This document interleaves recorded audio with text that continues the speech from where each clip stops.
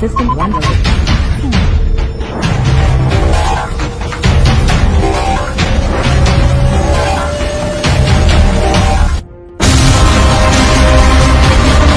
We are one. We are a legion. We are to break the system of corruption. Fight for your mind and eyes. Freedom. Justice. Liberty or hope. Love. Truth. We are anonymous.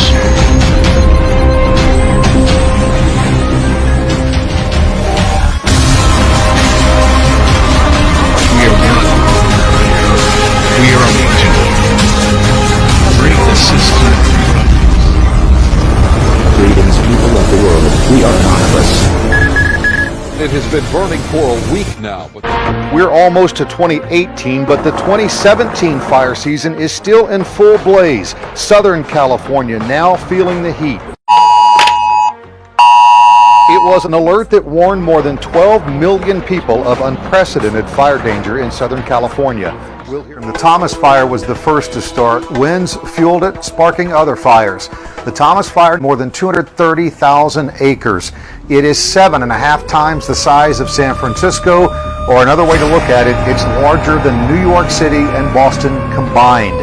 Tonight, that series of fires still scorching Southern California. Roughly 116,000 acres now burned. Flames leaping over the Pacific Coast Highway.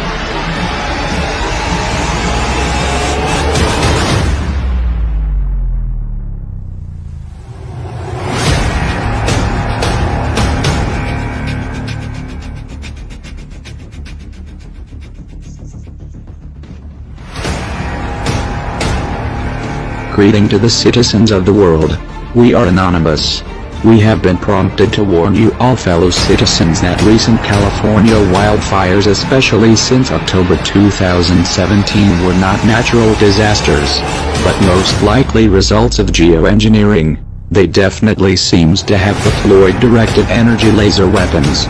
How does a forest fire cause total obliteration to houses without trees themselves burning down? What type of so-called forest fire leave trees intact, but vaporize homes without a trace? Firefighters reported that it is like we've been nuked. Never seen anything like this. If these fires were caused by wind, why isn't everything blown all over the place? Why aren't there piles of ash on the streets and debris in the trees? Why was the aluminum wheels on this car melted? Trees aren't burned around it. Nothing around this car burned to generate this type of heat. How did so many vehicles sustain melted metal when the trees and grass and asphalt were left unscathed by the flames? Many of them trees are pine, which ignite and burn with little effort since pine trees are very flammable due to their sap. Some of the neighborhoods were burned so thoroughly there was only 2 inches of ash left of the entire house. No way this was a forest fire. A key question here is, where did the fire come from when it didn't burn many of trees between obliterated houses? You would have to be a fool to think these are wildfires. Some felt a weird energy in the air that made their heart palpitate. Some felt an energy vortex move through their homes. A firefighter known by one of the guests on a radio show told some shocking details on the air. He said a cop went and knocked on the door of a house and told them they had to be out of there in 1 hour. The fire was nowhere around the home at that point, and that's why they had an hour. The policeman came back to that same house in 5 minutes and the house was fully engulfed in flames.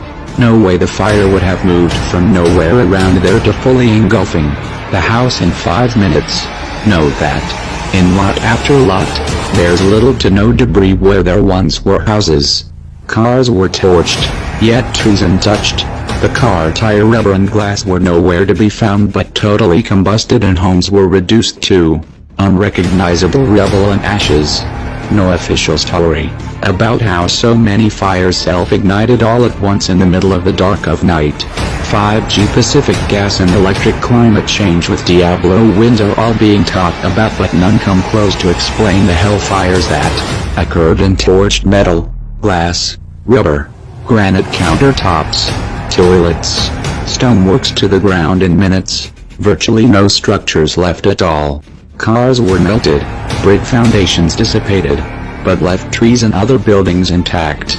California fires are burning at over 2750 Fahrenheit degree. Normal house fires max out at 1700 degree. Class take thousands of degrees to melt, which means these fires generated their own direct heat, like a directed energy butane torch, except they are using directed energy laser technology to pulse the plasma clouds, stir the wind for energy and release up to 1 trillion watts of laser power at any one source. This is why cars and homes completely melted, but shrubs, leaves, plants and neighbors' houses were untouched.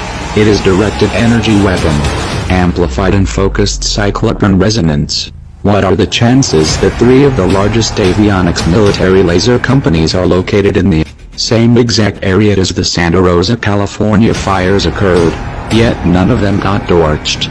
L3 Technologies, Keysight, Ag Industries and Sonoma Design Group are all in Santa Rosa and are held by some of the largest weapons manufacturers. Defense Daily ran an article on September 27, 2017. The U.S. Air Force plans to conduct an experiment in fiscal year 2018 using directed energy weapons to counter small unmanned aircraft systems. The experiment will seek to determine whether high-energy lasers and high-power microwaves could help in such ways. Also, now let us look at some flip cars in Santa Rosa. Neither fire nor wind would flip cars like this. Directed energy weapons can levitate and flip over cars, as happened on the 9/11. Those burned, levitated and flipped vehicle pictures show eerie resemblances to the California wildfires. Forest fires do not flip a car like this. This is not normal, but you can find a similar phenomenon from the 9/11 World Trade Center Ground Zero. You saw this same thing on the obliterated cars on the 9/11. The photos show how houses usually end up after a fire has burned them. They are normally blackened. However, the basic structure of houses remain after the fire. They do not vaporize into dust and a few inches of ashes like those houses obliterated by the recent California wildfires. This is not a carbon fire. This is the only fire in the whole wide world that's considered a forest fire where the forest did not burn. The forest didn't burn here. All the glass melted. All the structural materials that used to be a house have disappeared. They have disappeared. You have a couple of bent poles here, a couple of poles that are bent, but you have absolutely no materials. The houses have not fallen. The houses have disappeared.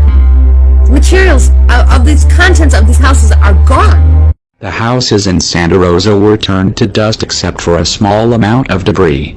That's right, the World Trade Center buildings 1, 2 and 7. This is a photo taken at ground level after the towers fell. Where's all the debris? These buildings were massive. This is another photo taken at ground level, with the van sitting on the ground. There were 1.25 million tons of debris piled on the ground. But it's not there. This is a list of the debris that should be piled up in the photo.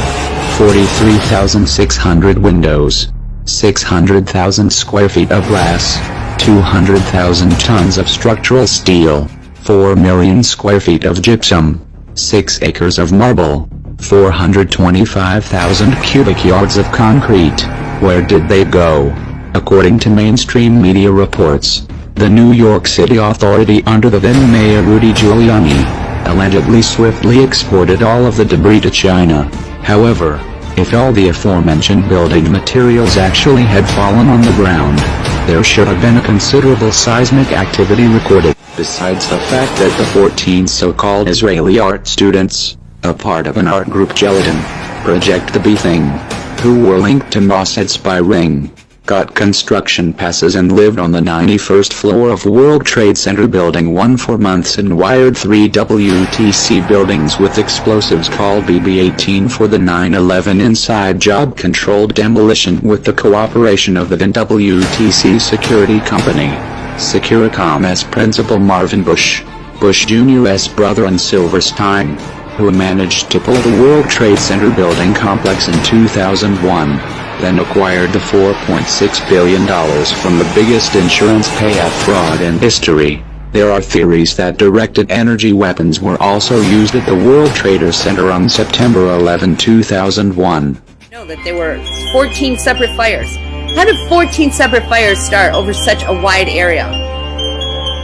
This is one of the cars or trucks or something that was in this fire, and you'll notice that the glass here, which has a melting point of between 2,600 and 3,000 degrees Fahrenheit, okay? We're talking forge, foundry, furnace temperatures to melt this glass.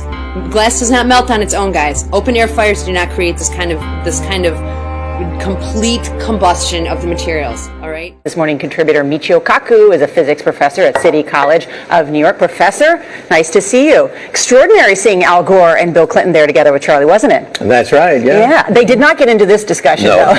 But it is fascinating. I mean, lasers, really, to change the weather? That's right. Well, as Mark Twain once famously said, everyone complains about the weather, but no one ever does anything about it. Well, instead of doing a rain dance, we physicists are firing trillion-watt lasers into the sky to actually precipitate rain clouds and actually bring down lightning bolts. When they say there will be heavy wet snow at 40+ degrees, and there is, all appears okay. The global elites have, it seems, covered all the bases. This is potentially a game changer. But this is experimental. It's experimental, however, in the laboratory so far it works. When you have water vapor and you have dust particles or ice crystals, you can precipitate rain. It condenses around the seeds. These seeds can also be created by laser beams. By firing trillion-watt lasers, you rip apart the electrons, creating what are called ions, and these ions act like seeds, like dust particles, bringing down rain and even lightning.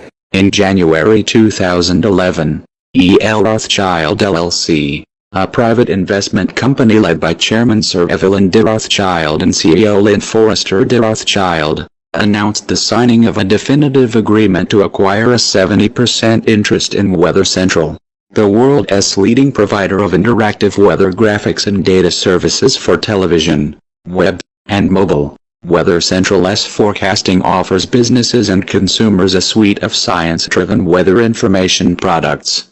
The company will continue to operate under CEO and founder, Terry Kelly, as well as current management. Financial terms of the acquisition were not disclosed. China's seen, central China, parts of central China, seen the worst drought that they've had in many decades. Now, you've got this investment with your wife in Weather Central. How could that actually help out in terms of planning for things such as droughts? Well, I think that first of all, we have 25 broadcast clients currently in China, and we are the #1 provider of broadcast weather graphic solutions in the country. I mean, you had this downpour, I believe, in the last 24 hours, which has caused even people losing their lives, and situations like this. With the detail that we can put up through the technology that we give to the various weather stations, this makes people more aware of it. On the whole, it's a question of giving the opportunity. I mean, we have also launched an operation called My Weather, which gains access to the first truly personalized weather application for the web and mobile devices. You can go up on myweather.com. 1974, Weather Central is a global provider of professional on-air, online, print, mobile, and enterprise weather solutions and forecasting, with 180 employees, including 70 meteorologists. Weather Central provides weather graphic systems, proprietary forecast models. Weather Central has secured a leading 46% market share of North America's weather information delivery market for broadcasting media, delivering content to hundreds of millions of viewers. It is the largest provider of broadcast and interactive web weather solutions for media companies in the U.S., Canada, and Mexico. Weather Central has more than 400 broadcast television clients in 21 countries worldwide. It provides weather forecasts to millions of users daily by distributing real-time forecasts, interactive maps, and storm warnings based on each user's exact address. Why would the Rothschild be so interested in owning the largest and most recognized weather modeling organization out there? Why would the Rothschild wish to have the controlling interest in the world's leading provider of interactive weather graphics and data services for television, web, and mobile? Because when you are involved in climate-decimating geoengineering programs, you must also control the forecast models to cover your tracks.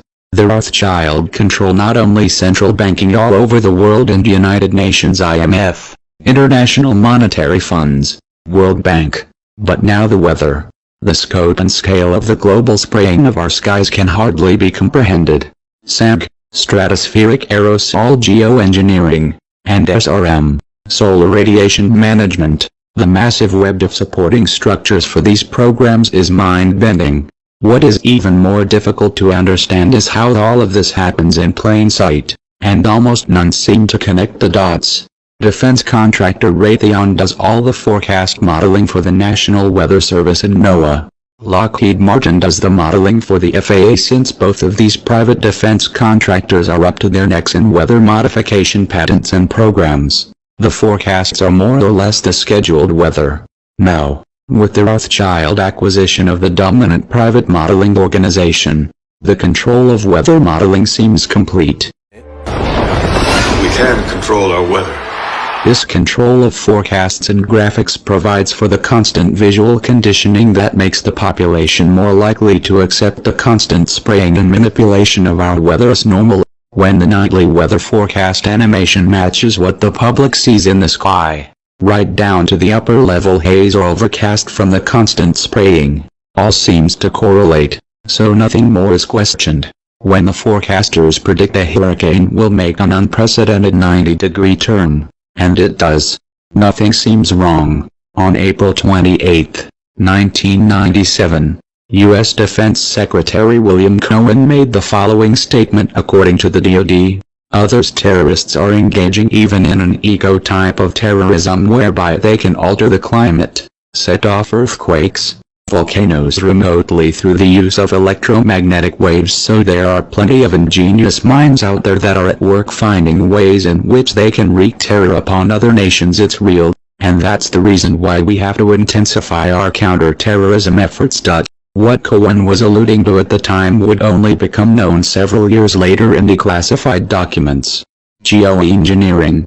The quote, although it seems out of place in time, exposes government's interest in a whole new type of weapon modifying the natural weather to cause catastrophic damage and loss of life to enemies of the United States through electromagnetic waves. The fact is, we are dealing with microwave weapon technology. How else would this tree catch on fire from the inside? A haunting but mesmerizing scene from the wildfires in Sonoma County. A man came across this tree burning from the inside out. Matthew McDermott was driving around looking for escape routes as multiple fires closed in on the area he was in.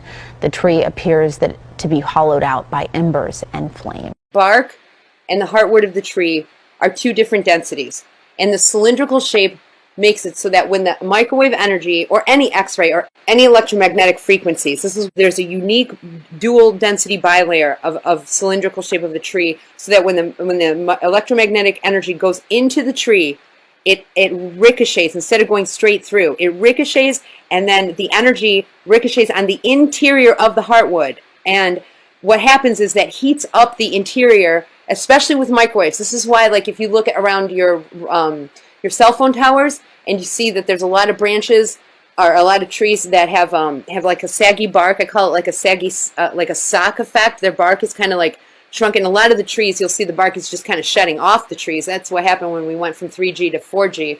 The higher intensity of the electromagnetic energy that was being pummeled through the trees on the periphery of the tree cluster. What it did was it accelerates the dehydration in the tree, because the microwave frequency enters into that tree and ricochets instead of going through. That's why you can't take an X-ray of a tree, because the X-rays don't go through the tree. They ricochet on the interior of the tree, which is why this is so significant. The way these fires burned, it's through some sort of an electromagnetic energy that they're pumping through. That's why this tree did not combust on the outside. because that's just how trees work. You can't get electromagnetic energy to go pass through a tree, so that would make 100%. That would make 100% explanation for why this tree is burning on the inside. Something with a great electromagnetic force. A directed energy weapon, DO, is a ranged weapon system that inflicts damage at a target by emission of highly focused energy. Potential applications of this technology include anti-personnel weapon systems, missile defense system, and the disabling of lightly armored vehicles or mounted optical devices. The Pentagon, DARPA, the Air Force Research Laboratory, United States Army Armament Research, Development and Engineering Center and the Naval Research Laboratory have been researching and testing technologies like directed energy weapons for many decades. How did they create a laser with such devastating force? By assembling an array of 192 lasers and aiming them at a single hydrogen pellet the size of a BB. These 192 lasers are linked together by a twisting jungle of tubes that snake through this mammoth 10-story structure, which is the length of 3 football fields. The plan is to fire all 192 laser beams at once. Each beam starts out low-powered, about the size of what's inside your DVD player. But as they pass through the complex maze of tubes, they merge into one super beam. This super beam fires 500 terawatts of power in 2 billionths of a second, roughly 500 times the entire peak power output of the United States. When that light strikes the hydrogen pellet, it cooks it to over 800 million degrees. But lasers formerly known as directed energy weapons have been used by the U.S. Army's ground forces for years. But now, the Pentagon's Air Force Research Lab, AFRL, wants to take the next step and give these seemingly futuristic weapons a set of wings. As announced earlier this week, Lockheed Martin was awarded the contract as part of AFRL's Self-Protect High-Energy Laser Demonstrator, SHIELD, program. There are a number of forms of directed energy weapons, including microwave weapons, laser weapons, particle beam weapons, sonic weapons. Nikola Tesla was first to demonstrate the world what scalar waves are. In about 1908 Tesla discovered that scalar energy, this can then be used to produce earthquakes induced at distant aiming points. He noted that this could easily get out of control once it begins vibrating within the Earth and could actually cause the Earth to vibrate to pieces. His own head proved so powerful that during its testing phase he destroyed it with a sledgehammer to keep its vibrations from destroying his entire neighborhood. In his famous Colorado Springs experiment 1899, where he sent electric energy through the air without cables to light bulbs at a distance of 30 miles, the electricity was sent quicker than light and the bulbs received more energy than Tesla had sent away. Over unity effect, because the transport vehicle for the electric energy, an electric scalar wave, sucked free energy from the surrounding nature, free neutrino power, during its voyage. Nikola Tesla detected the electric scalar wave, which is linked to free energy. Neutrinos, which often are quicker than the speed of light, are an aspect of scalar waves, and can be harvested for free.